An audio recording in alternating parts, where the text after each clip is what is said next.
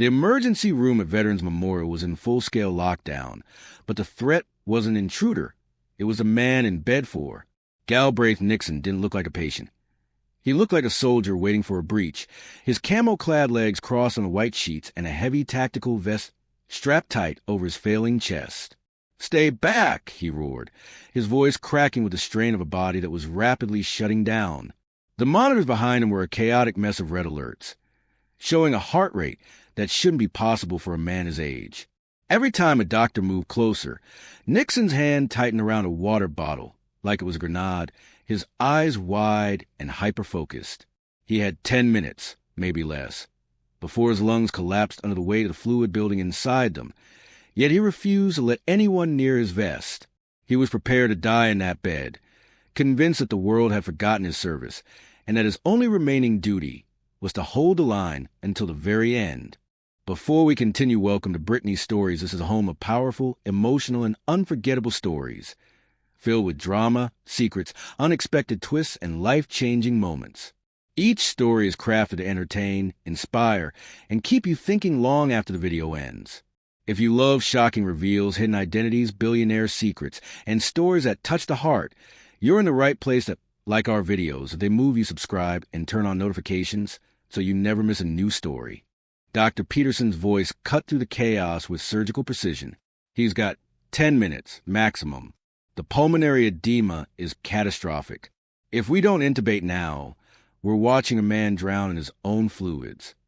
The attending physician stood just beyond Nixon's striking range, tablet in hand, reviewing vitals that told a story of imminent death. Oxygen saturation dropping, blood pressure spiking erratically, heart rhythm showing dangerous irregularities that could cascade into full cardiac arrest at any moment. "Mr. Nixon, we need to remove that vest," Dr. Peterson continued, his clinical calm masking the urgency beneath. "It's compressing your chest. You can't breathe properly. You're literally suffocating yourself. That vest stays on." Nixon's response came like automatic gunfire, sharp and uncompromising. His knuckles whitened around the water bottle. "You don't touch my gear. Nobody touches my gear." A respiratory therapist attempted to approach with an oxygen mask, moving slowly, speaking in measured therapeutic tones. Nixon's entire body tensed, his head swiveling to track the movement with predatory focus. "I said back off. This is a restricted perimeter." Dr. Peterson stepped closer to the nurse's station, lowering his voice to confer with the senior staff. He's not making sense. The hypoxia might be causing confusion, or this could be a severe psychiatric episode. Either way, we're running out of time and options. The emergency medicine physician glanced at the security team assembled in the hallway. "Prepare for physical restraint. I don't want to do it, but we can't let him die like this. His family needs to be contacted immediately." For security officers moved into formation at Dr. Peterson's signal, their approach methodical and coordinated. They'd done this before with combative patients.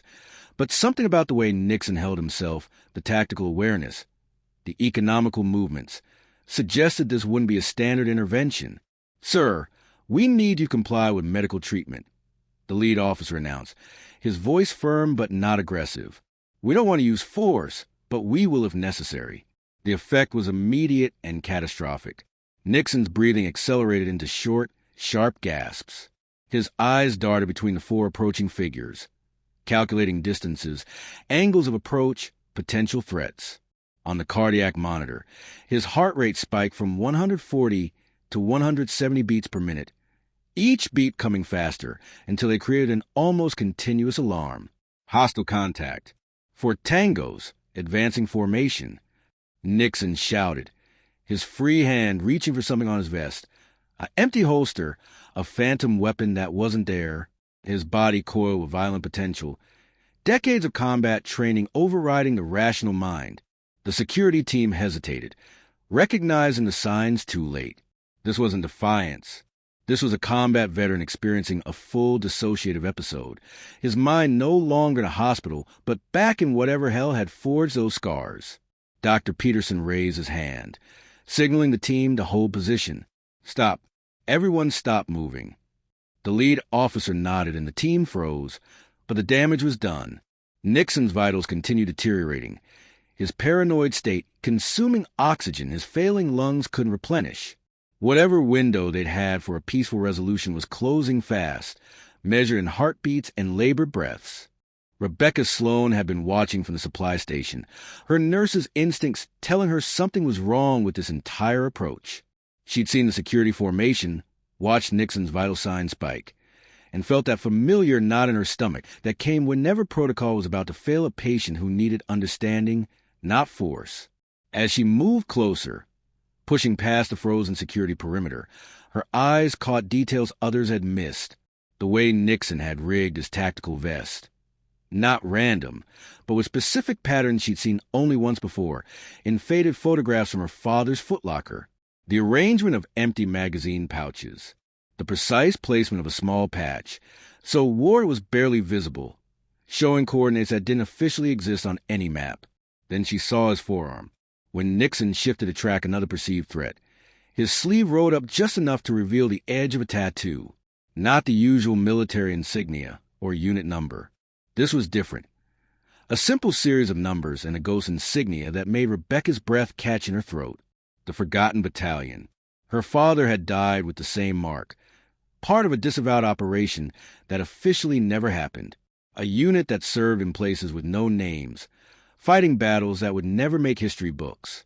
Soldiers who were promised recognition that never came, leaving them stranded between warrior and civilian, unable to fully become either. That's when Rebecca understood. Nixon wasn't refusing treatment. He was still on mission. In his mind, compromised behind enemy lines. Surrendering his gear meant surrendering classified equipment, violating operational security, betraying everything he'd sworn to protect. She stepped forward, ignoring Dr. Peterson's protests, and prepared to do something that would either save Nixon's life or end her career. Nurse Sloan, step back, Dr. Peterson commanded, his patience fraying under the pressure of the ticking clock. We're implementing emergency protocols. This is no longer a negotiation. Rebecca ignored him, her eyes locked on Nixon's face. She could see past the aggression now, recognizing what the others couldn't. The specific 1,000-yard stare of someone who'd operated in shadows so deep that even decades later, the light hadn't fully reached them. Dr. Peterson tried the standard de-escalation script one more time, his voice adopting that carefully modulated therapeutic tone. Galbraith, I understand you're frightened. This is a safe space. We're here to help you. No one wants to hurt you. The words bounced off Nixon like rain off stone. To his ears, shaped by years of classified operations, those measured tones sounded exactly like the enemy deception techniques he'd been trained to resist. The calm voice meant interrogation. The promises of safety meant psychological manipulation. The hospital itself became indistinguishable from a detention facility. Galbraith, your family is worried about you, the doctor continued, reading from the crisis intervention playbook. Your daughter called. She wants you to accept help. I don't have a daughter. Nixon roared back, though Rebecca's quick review of his chart confirmed he had two. The disconnect was absolute. His present self had been completely subsumed by whatever operational identity he'd once carried. A young resident attempted to approach with a sedative, speaking gently about just a small injection to help you relax. Nixon's hand shot out, knocking the syringe across the room with reflexes that shouldn't exist in a man his age with his oxygen levels. Standard protocol wasn't just failing. It was actively making things worse, pushing Nixon deeper into the mission mindset that was killing him. Rebecca moved into Nixon's sightline deliberately, making sure he could track her approach. She didn't use the soft therapeutic tones that had failed. Instead, she squared her shoulders and spoke with the crisp authority of someone who'd earned the right to use these words. Ghost Actual, this is Nightingale for... The effect was instantaneous and profound. Nixon's entire body went rigid, his eyes snapping to her face with laser focus. The water bottle lowered slightly.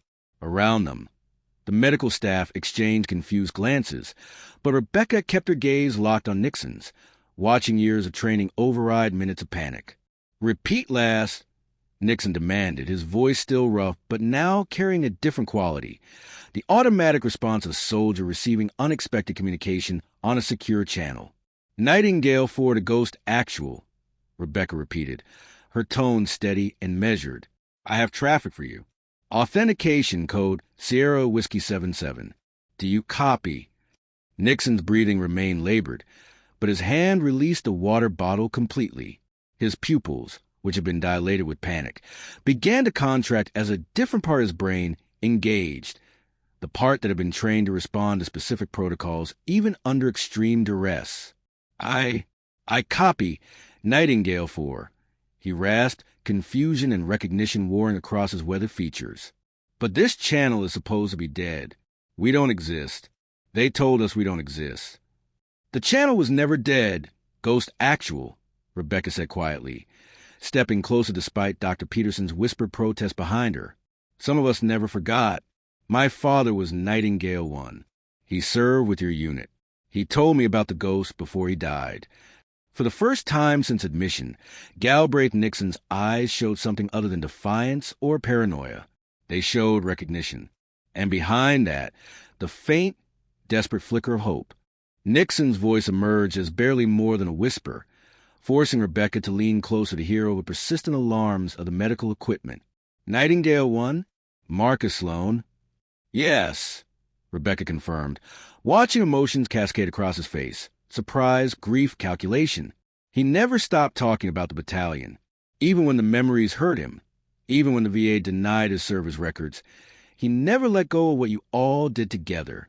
She rolled up her own sleeve, revealing a small tattoo on her inner wrist, the same coordinates from Nixon's forearm, the ones that marked an operation that officially never occurred.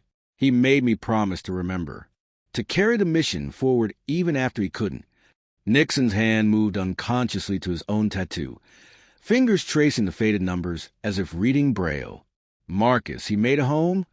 He made it home, Rebecca said softly. But he never really left that place, did he? None of you did. The question hung between them, acknowledging a truth that no standard PTSD checklist could capture. The Forgotten Battalion hadn't just been disavowed. They'd been erased, their sacrifices classified into non-existence.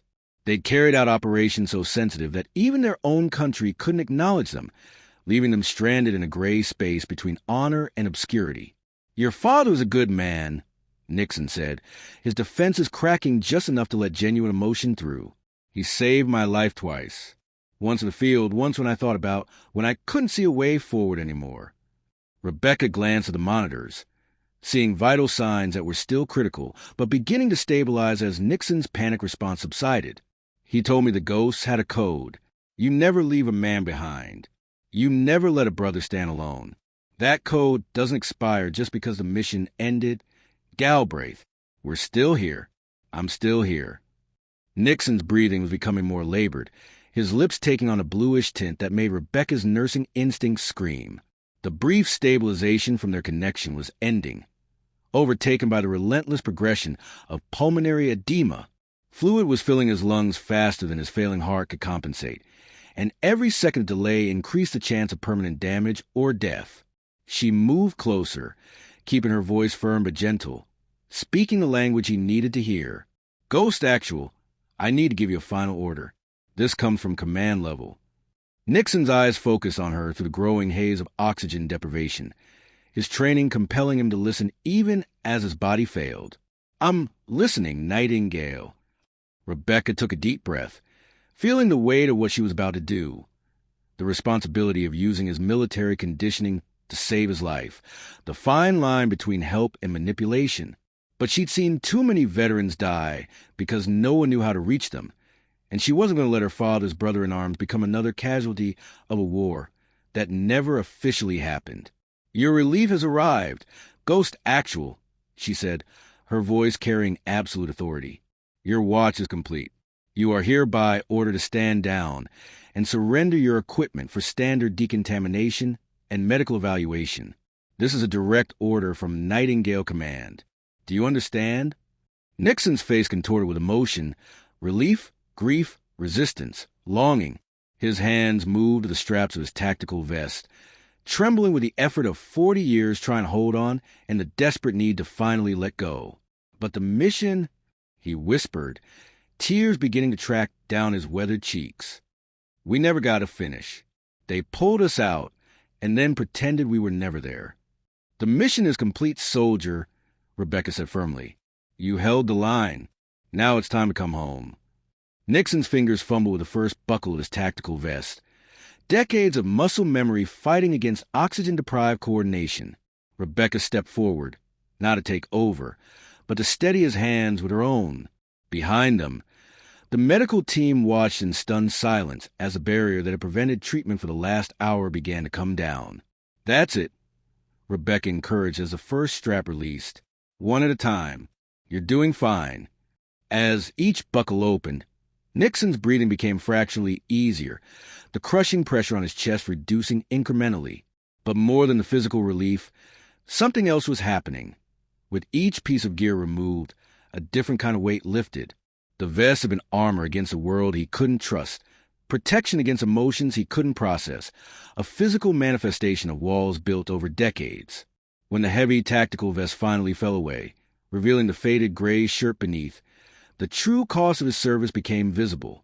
Scars crisscrossed his torso, some surgical, others clearly from combat injuries that had healed without proper medical care.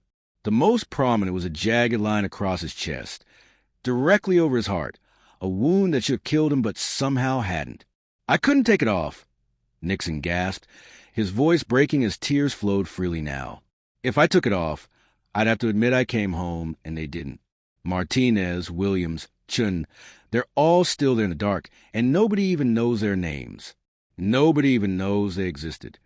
Dr. Peterson moved swiftly, finally able to assess his patient properly, attaching leads and inserting in 4-line with practice efficiency. But he had the sense to stay quiet, to let Rebecca continue the work that medicine alone couldn't accomplish. They exist because you remember them, Rebecca said quietly, her own eyes wet. And now I remember them too.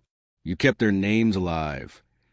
For days later, Galbraith Nixon sat in a different bed, this one in the cardiac recovery wing, wearing a hospital gown instead of tactical gear. The transformation was remarkable. Color had returned to his face. Monitors showed stable rhythms, and the wild, hunted look in his eyes had softened into something approaching peace. Rebecca found him staring out the window at the morning light, a far cry from a man who'd been ready to die rather than surrender 4 nights ago. On his bedside table sat a collection of items the hospital had cataloged when they'd finally removed his vest. No weapons, no classified documents, just personal effects. A faded photograph of 5 young soldiers. Dog tags that shouldn't exist. A letter in a sealed envelope, never sent. Your daughter's coming today, Rebecca said from the doorway. Sarah, right?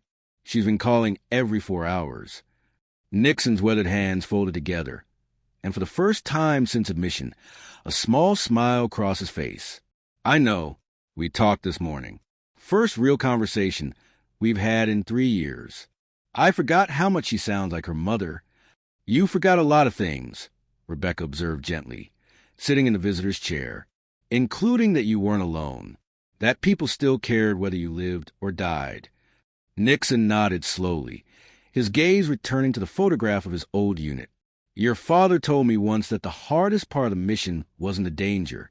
It was remembering why we were fighting to get home when we couldn't tell anyone where we'd been. He also told me, Rebecca continued, that the real courage isn't in holding the line forever.